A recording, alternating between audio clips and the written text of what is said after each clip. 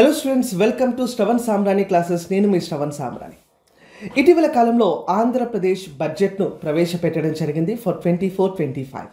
At the same time ఈ budget అనేది APPSC group 1 exam, at the same time group 2 ఎగ్జామినేషన్లో చాలా important కాంపోనెంట్గా ఉండనుంది. కాబట్టి అసలు బడ్జెట్లో ఏ డేటాని మనం చదవాలి, డెఫిసిట్స్ అంటే ఏంటి, ఎఫ్ఆర్బిఎం యాక్ట్ అంటే ఏంటి, సెక్టోరల్ అలొకేషన్ రంగాల వారి కేటాయింపులు ఏంటి అనేటువంటి ప్రతి అంశాన్ని కూడా చాలా సరళంగా అందరికీ అర్థమయ్యే విధంగా ఈరోజు ఈ వీడియోలో మనం డిస్కస్ చేస్తున్నాం. కాబట్టి చాలా ఇంపార్టెంట్ క్లాస్ కరెంట్ ఎకానమీ పరంగా. అందుకొరకే వీడియోని స్కిప్ చేయకుండా లాస్ట్ వరకు అందరూ కూడా చూడండి. ఛానల్ని ఫస్ట్ టైం చూస్తున్న వాళ్ళు ఛానల్ని కూడా సబ్స్క్రైబ్ చేసుకోండి. ఏపీపీఎస్సీ గ్రూప్ 2 రాబోయే పరీక్షలో ఏదైతే ఫిబ్రవరి నెలలో నిర్వహించబోతున్నారో ఆ పరీక్షకు సంబంధించినటువంటి ఎకానమీ కోర్స్ని ఎస్ఎస్ క్లాసెస్ యాప్లో ప్లే స్టోర్లో మీకు అందుబాటులో ఉంటుంది. ఆ యాప్ నుండి కూడా మీరు ఎకానమీ వీడియో లెక్చర్స్ని మొత్తం సిలబస్ కవర్ అయ్యే విధంగా, అంటే రాబోయే సోషియో ఎకనామిక్ అవుట్లుక్ని బేస్ చేసుకొని ఏపీ ఎకానమీ కూడా దాంట్లో మీకు యాడ్ చేయబోతున్నాం. కాబట్టి దాన్ని కూడా మీరు బెస్ట్ యూటిలైజ్ చేసుకోవచ్చు. So if you look at the current statistic, బడ్జెట్ను పయ్యావుల కేశవ్ గారు ప్రజెంట్ చేయడం జరిగింది. That is the honourable finance minister. And ఈసారి బడ్జెట్లో మనకు ఎంతకు ప్రవేశపెట్టడం జరిగిందంటే, budget has been introduced for a total of 2,94,427 crore, 2,94,427 కోట్ల రూపాయలకు బడ్జెట్ను ప్రవేశపెట్టడం జరిగింది. మొన్న recently Telangana state group 1 examination ప్రిలిమినరీలో directly ఈ ఫిగర్ని అడగడం జరిగిందమ్మా. అంటే తెలంగాణ బడ్జెట్కి సంబంధించి ఇటువంటి ఫిగర్ని ఎగ్జామినేషన్లో ప్రశ్నించడం జరిగింది. అంటే డైరెక్ట్ 1 లైనర్ క్వశ్చన్ లాగా అడిగినారు. సో అసలు బడ్జెట్ అంటే ఏంటి? ఓకే, సో బడ్జెట్లో మనకు ఏ కాంపోనెంట్స్ ఉంటాయి? బడ్జెట్ అంటే ఏంటమ్మా? సింపుల్గా మనము దీన్ని యాన్యువల్ ఫినాన్షియల్ స్టేట్మెంట్ అంటాం. అంటే ఈ బడ్జెట్ కాంపోనెంట్లో మనకు రాబోయే ఒక ఆర్థిక సంవత్సరంలో in the upcoming one financial year, రాబోయే ఒక ఆర్థిక సంవత్సరంలో ప్రభుత్వం పెట్టే అంచనా ఖర్చు, ప్రభుత్వం పెట్టబోయే అంచనా ఖర్చు, దాన్ని మనం బడ్జెట్ అంటాం. It is the estimated expenditure of the upcoming one financial year. That is what we call budget. Okay, so ఈ బడ్జెట్లో మనకు ఏ కాంపోనెంట్స్ ఉంటాయో ఒకసారి డిస్కస్ చేసే ప్రయత్నం చేద్దాం. సో చూడనమ్మా, బడ్జెట్లో బేసికల్గా మనకు ఇలా క్లాసిఫై చేసుకోవచ్చు. Revenue account and capital account అంటాం. ఓకే, రెవెన్యూ అంటే ఏంటి? బేసిక్ డెఫినేషన్ చూడండి. రెవెన్యూ అంటే it is that component in the budget which is neither creating asset nor reducing liability. అంటే ఈ కాంపోనెంట్ వల్ల ఏ ఆస్తి కూడా రూపొందటం లేదు, neither creating asset nor reducing liability, ఏ అప్పు కూడా తొలగిపోవడం లేదు. అదే క్యాపిటల్ అంటే ఏంటన్నా? ఇట్ ఈస్ ఎయిదర్ అంటాం, either creating asset or reducing liability. Okay, ఏదైనా ఆస్తినైనా కూడా రూపొందిస్తుంది, లేదా ఉన్నటువంటి అప్పునైనా కూడా తొలగిస్తే దాన్ని మనం క్యాపిటల్ కాంపోనెంట్ అంటాం. రెవెన్యూలో మళ్ళీ మనకు 2 కాంపోనెంట్స్ ఉంటాయి, revenue receipts and revenue expenditure. క్యాపిటల్లో మళ్ళీ 2 components, capital receipts and capital expenditure. Okay, so revenue ద్వారా వచ్చేటటువంటి ఆదాయం, రెవెన్యూ ద్వారా వచ్చేటటువంటి ఆదాయం ఎలా వస్తుందన్న మనకు tax revenue and non tax revenue, పన్ను ఆదాయం మరియు పన్ను ఇతర ఆదాయం అంటాం. Tax revenue and non tax revenue. Tax revenue అంటే direct taxes and indirect taxes. Non tax revenue అంటే ఏమొస్తాయి? అక్కడ మనకు ఇంట్రెస్ట్ రిసిప్ట్స్ కావచ్చు. Okay, revenue receipts and revenue expenditure. Okay, so interest receipts కావచ్చు, at the same time PSU నుండి వచ్చేటటువంటి profits కావచ్చు, గ్రాంట్స్ ఇన్ ఎయిడ్ కావచ్చు, ఇలాంటివన్నీ కూడా మనము రెవెన్యూ రిసిప్ట్స్ కింద మనం చూపిస్తాం. రెవెన్యూ ఖర్చు, రోజువారీ ఖర్చులు, డైలీ ఎక్స్పెన్సెస్ లైక్ శాలరీస్ కావచ్చు, పెన్షన్స్ కావచ్చు, ఓకే, స్కీమ్స్, ఇటువంటివన్నీ కూడా మనము రెవెన్యూ ఖర్చు కింద మనం చూపిస్తాం. సో క్యాపిటల్ రిసిప్ట్ అంటే ఏంటి? మూలధన ఆదాయం. మూలధన ఆదాయం అంటే డిస్ఇన్వెస్ట్మెంట్స్, బారోయింగ్స్, లోన్స్, లోన్ రీకవరీ, ఇచ్చినటువంటి రుణాలు తిరిగి వసూలు చేయడం, అవన్నీ కూడా క్యాపిటల్ రిసిప్ట్స్ అంటాం. క్యాపిటల్ ఎక్స్పెండిచర్ అంటే మూలధన ఖర్చు, ఇన్ఫ్రాస్ట్రక్చర్, లోన్ డిస్బర్స్మెంట్స్, ఓకే, ఇటువంటివన్నీ కూడా మనము మూలధన ఖర్చు మూలధన వ్యయం కింద మనం చూపిస్తాం. That is called capital expenditure. ఒక జాగ్రత్త వినాలమ్మా ఇక్కడ మనకు revenue receipt minus revenue expenditure అంటాం. Revenue receipt minus revenue expenditure వచ్చేది ఏంటన్నా రెవెన్యూ డెఫిసిట్. ఇది ఒక్కటే గుర్తుపెట్టుకోండి. రెవెన్యూ రిసిప్ట్ మైనస్ రెవెన్యూ అంటే this minus this. Revenue receipt minus revenue expenditure is called revenue deficit. సిమిలర్గా we will take total revenue minus total expenditure excluding borrowings అంటాం. మొత్తం ఆదాయం మైనస్ మొత్తం ఖర్చు అప్పులు మినహాయించి వచ్చేది ఏంటంటే ఫిజికల్ డెఫిసిట్ అంటాం. సో ఫిజికల్ డెఫిసిట్ దేని సూచిస్తుంది? బేసికల్గా physical deficit indicates our borrowing. ఓకేమా. So revenue deficit and physical deficit. Next physical deficit minus interest payments. Physical deficit నుండి వడ్డీ చెల్లింపులు వడ్డీలు మనం తొలగించినట్లయితే వచ్చేదేంటి నాన్న primary deficit. Primary deficit. Total revenue అంటే దిస్ ప్లస్ దిస్ అంతే కదా. Revenue receipt plus capital receipt. Total expenditure అంటే this plus this. Revenue expenditure plus capital expenditure. దేన్ని తీసేయాలి దాంట్లో నుంచి మనం? దట్ ఈస్ బారోయింగ్స్ని మనం తొలగించాలి. వచ్చేదేంటన్నా ఫిజికల్ డెఫిసిట్. ఫిజికల్ డెఫిసిట్ దేని సూచిస్తుందంటే ఏం చెప్తారు? బారోయింగ్స్. సో ఇప్పుడు ఏపీ బడ్జెట్లో ఈ అన్ని కాంపోనెంట్స్ని ఒక్కసారి ఫిగర్స్ మనం డిస్కస్ చేసే ప్రయత్నం చేద్దాం.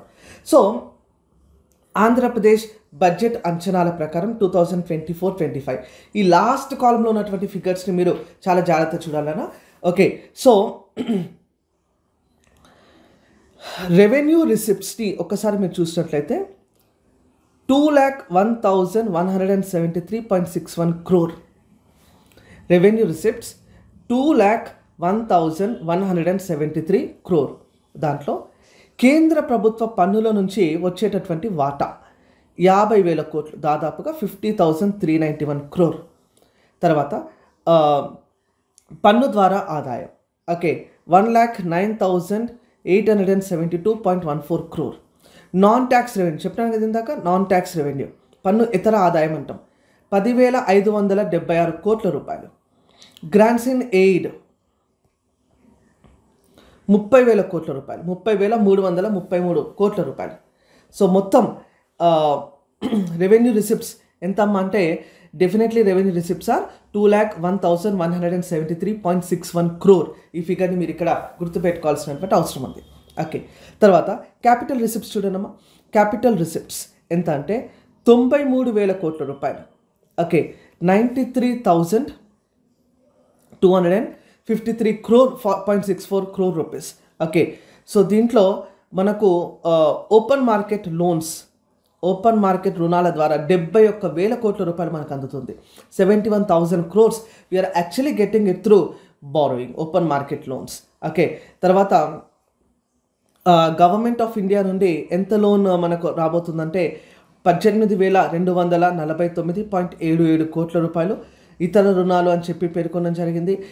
డిపాజిట్ ట్రాన్స్ఫర్స్ అని చెప్పి పేర్కొనడం జరిగింది.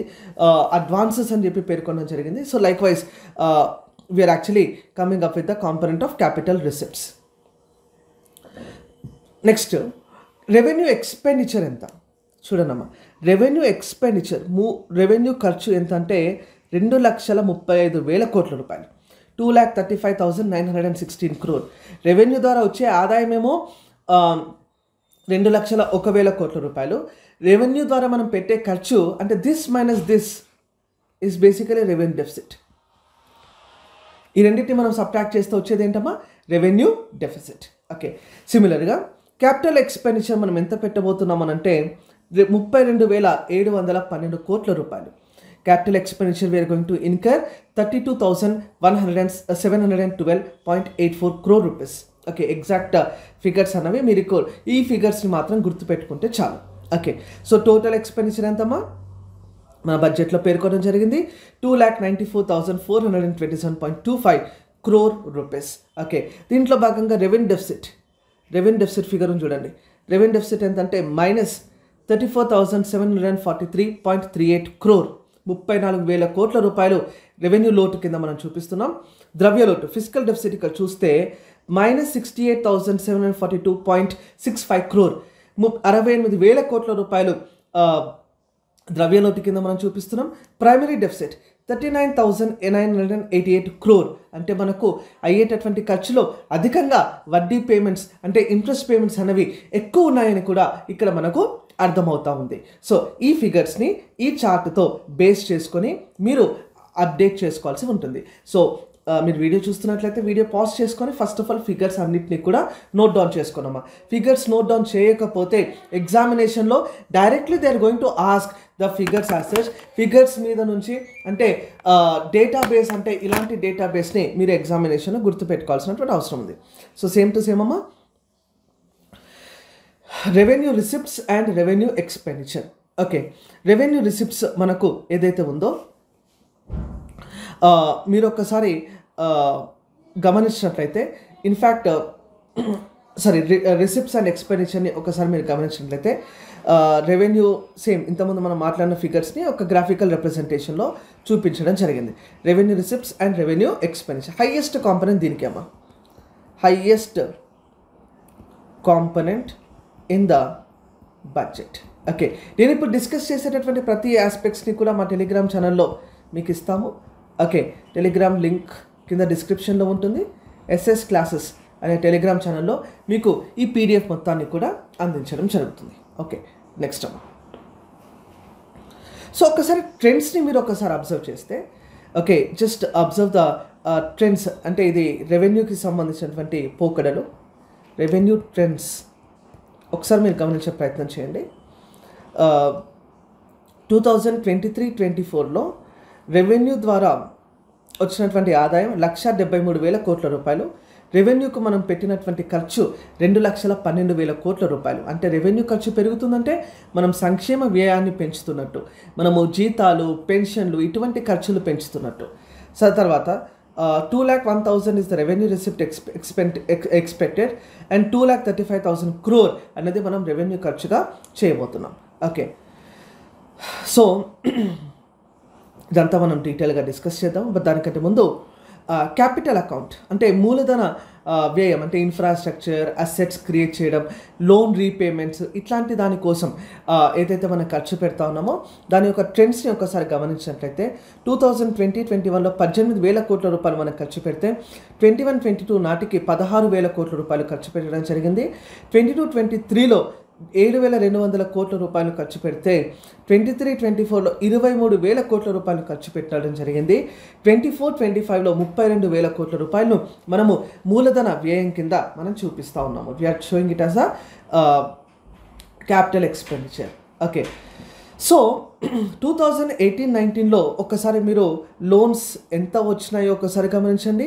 అట్ ద సేమ్ టైం ఎంత లోన్స్ని మనం రీపే చేయగలిగినామో ఒకసారి మనం గమనించితే ఈ ట్రెండ్స్ని ఇక్కడ మీకు ఇవ్వడం జరిగింది. ఎంత రుణాలను కేంద్ర ప్రభుత్వం నుండి మనం తీసుకోవడం జరిగింది, ఎంత రుణాలను మనం తిరిగి చెల్లించడం జరిగింది. ఓకే, సో లేటెస్ట్ ఫిగర్స్ని గుర్తుపెట్టుకుంటే చాలమ్మా. లోన్స్ రిసీవ్డ్ ఇక్కడ 24-25లో బడ్జెట్ అంచనా ప్రకారం 18,249 కోట్ల రూపాయలైతే లోన్స్ రీపేడ్ ఓన్లీ 1,000 కోట్ల రూపాయలే, తిరిగి చెల్లించింది 1,019 crore రూపీస్ మాత్రమే. సో నెట్ బారోయింగ్స్ కింద 17,230 కోట్ల రూపాయలు మనం చూపిస్తే టోటల్ అవుట్ స్టాండింగ్ లయబిలిటీస్ మొత్తం ఉన్నటువంటి అప్పు కేంద్ర ప్రభుత్వానికి మనం ఎంత అంటే 45,368.59 కోట్ల రూపాయలు, 45,368 crore రూపీస్. సో ఇదే గ్రాఫికల్ రిప్రజెంటేషన్ ఇక్కడ ఇవ్వడం జరిగింది. What are the loans received and what are the loans repaid, వచ్చినటువంటి రుణాలు, తిరిగి చెల్లించినటువంటి రుణాలు. ఇది పోకడలు అంటే ట్రెండ్స్ ఆఫ్ లోన్స్. ఇది గ్రూప్ 1 ఎగ్జామినేషన్ మెయిన్స్ ఎగ్జామినేషన్లో భాగంగా మీరు ఇట్లాంటి ట్రెండ్స్ని ఖచ్చితంగా రాయాల్సి ఉంటుంది. ఓకేమా, నెక్స్ట్ పబ్లిక్ డెప్ట్. పబ్లిక్ డెప్ట్ అంటే ఏంటమ్మా? పబ్లిక్ డెప్ట్ అంటే బేసికల్గా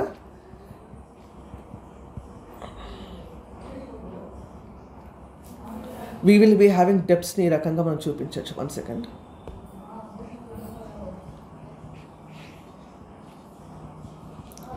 ఇంటర్నల్ డెప్ట్,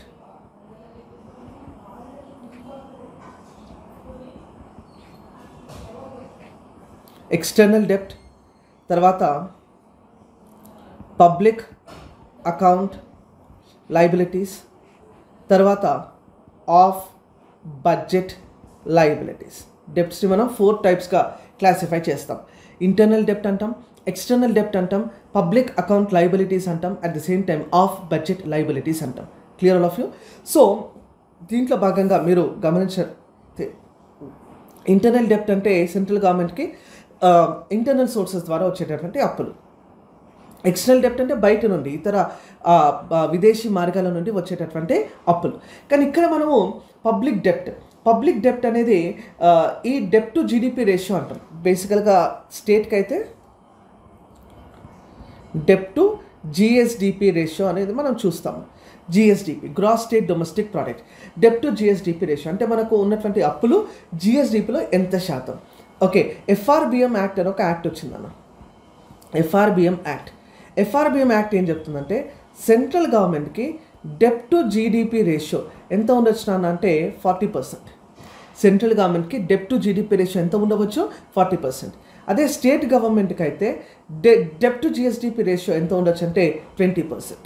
ఓకే, 40 + 20 60%. దీన్ని జనరల్ డెప్ట్ అంటాం. ఏమిటన్నా జనరల్ డెప్ట్ ఎంత ఉండవచ్చు? That is 60%. కానీ are we within the limit? Absolutely not. ఒక్కసారి మీరు ట్రెండ్స్ని మీరు అబ్జర్వ్ చేసినట్లయితే 2018-19లో పర్సంటేజ్ ఆఫ్ జిఎస్డిపి మొత్తం పబ్లిక్ డెప్ట్ అన్ని రకాల ఆస్పెక్ట్స్ మనం దీంట్లో కవర్ చేస్తాం. Like open market loans, central government loans from other institutions, small savings, provident fund, okay, deposits and reserve funds, total అన్నది ఇక్కడ మనం చూపిస్తే 2018-19లో పబ్లిక్ డెప్ట్ అనేది 2,57,000 కోట్ల రూపాయలు ఉంటే 2024-25కు it has been actually budget estimate ప్రకారం 5,60,94 కోట్ల రూపాయలు. Clear all of you? 5,60,094 crore rupees. So 5 లక్షల కోట్ల రూపాయలకు మనమైతే పెంచడం జరిగింది. This is the bad scenario అని మనం చెప్పొచ్చు. ఖచ్చితంగా ఇది ఆర్థిక వ్యవస్థకు మంచి పరిణామం అయితే కాదు. And it is accounting for 34.14%. Physical responsibility budgetary management చట్టం ప్రకారం ఎంత శాతం ఉండవచ్చునని చెప్పినామమ్మా? We have said that only 34.14%. 20% ఉండాలన్నాం. కానీ ఉన్నదెంత? 34.14%. అంతకుముందు 33.71, 32.60, 31.46, 35.53 రీసెంట్ టైమ్స్లో హైయెస్ట్ డెప్ట్ టు జీడిపి రేషియో ఏ సమయంలో మనం చూస్తున్నామంటే 2020-21 అన్న కోవిడ్ పీరియడ్ ఇది. This is the Covid period, 35.53%. Okay, so ఈ రకంగా మీరు పబ్లిక్ డెప్ట్ అన్నటువంటి కాంపోనెంట్ని చాలా డీటెయిల్గా అర్థం చేసుకోవాల్సినటువంటి అవసరం ఉంది. ఓకే, నెక్స్ట్ ఇక్కడనే మనకు allocations to the major aspects ఒక్కసారి మీరు ఇక్కడ గమనించినట్లయితే అగ్రికల్చర్ అండ్ అలైడ్ సెక్టార్స్కి 11,000 కోట్ల రూపాయలు. ఓకే, వ్యవసాయం మరియు అనుబంధ రంగాలకు 11,855 కోట్ల రూపాయలను కేటాయించడం జరిగింది. ఎస్సీ సంక్షేమానికి 18,497 crore, ఎస్టీ వెల్ఫేర్కి 7,555 crore, బీసీ వెల్ఫేర్కి 39,007 crore, మైనార్టీ వెల్ఫేర్కి 4,376 crore, ఉమెన్ అండ్ చైల్డ్ వెల్ఫేర్కి 4,285 crore, నైపుణ్యాభివృద్ధి స్కిల్ డెవలప్మెంట్కి 1,215. ఫిగర్స్ అన్నీ కూడా ఎగ్జామినేషన్లో గుర్తుపట్టగలగాలి, మీరంతా గుర్తు పెట్టుకోవాల్సిన అవసరం లేదు. ఓకే, స్కూల్ ఎడ్యుకేషన్కి 29,000 crore, హైయర్ ఎడ్యుకేషన్కి 2,326 crore, హెల్త్ కేర్కి 18,421 crore, పంచాయతీరాజ్ డిపార్ట్మెంట్కి 16,000 కోట్ల రూపాయలు, మున్సిపల్ అండ్ అర్బన్ డెవలప్మెంట్కి 11,000 కోట్ల రూపాయలు, హౌసింగ్ గృహ నిర్మాణానికి 4,012 crore, వాటర్ రిసోర్స్ అండ్ ఇరిగేషన్కి 16,705 కోట్ల రూపాయలు, ఇండస్ట్రీస్ అండ్ కామర్స్కి 5,127 crore, ఎలక్ట్రిసిటీలో 8,027 crore, 207 crore, roadway 9,555 crore, youth sport టూరిజంకి 322 కోట్ల రూపాయలు, పోలీస్ శాఖకు 8,495 crore, ఫారెస్ట్ అండ్ ఎన్విరాన్మెంట్కి 687 crore. So this is the total allocations in the budget 2024-25. సో ఇక్కడ నేను పేర్కొన్నటువంటి ఫ్యాక్ట్స్ ఏవైతే ఉన్నాయో, ఈ ఫిగర్స్ ఏవైతే ఉన్నాయో, ఈ ఫిగర్స్ని మీరు ఎగ్జామినేషన్ పాయింట్ ఆఫ్ వ్యూలో గుర్తుపెట్టుకుంటే సరిపోతుంది. So I hope you got my point. ఈ పీడిఎఫ్ మొత్తాన్ని కూడా నేను టెలిగ్రామ్ ఛానల్లో షేర్ చేస్తున్నాను కాబట్టి టెలిగ్రామ్ ఛానల్లో అందరూ కూడా జాయిన్ అవ్వండి. ఎఫెక్టివ్గా ఏపీపీఎస్సీ గ్రూప్ 2 ఎకానమీ క్లాసెస్ కోసం ఎస్ఎస్ క్లాసెస్ యాప్ని కూడా ప్లే స్టోర్లో అందరూ కూడా డౌన్లోడ్ చేసుకోండి. Thank you. జై హింద్.